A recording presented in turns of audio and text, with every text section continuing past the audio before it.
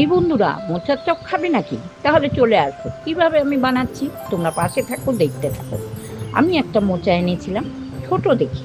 সেটাকে কেটে কুচি করে কেটে নিয়ে আলু দিয়ে, আলুও সাথে নিয়ে বয়েল করে নিয়েছি। নিয়ে একটা সার্ভিং বোলের মধ্যে নিয়ে নিয়েছি। তারপর লঙ্কার গুঁড়ো, হলুদ গুঁড়ো, বেসন, স্বাদ মতো লবণ, চালের গুঁড়ো দিয়ে আমি মেখে নিয়েছি মোচাটাকে। আলুটা বাইন্ডিংয়ের জন্য দিয়েছি। মেখে নিয়ে ফ্রাই প্যানে তেল দিয়ে দিয়েছি। তেলটা যখন গরম হয়ে গেছে, হাতের আকারে মোচার চপের আকারে করে নিলাম।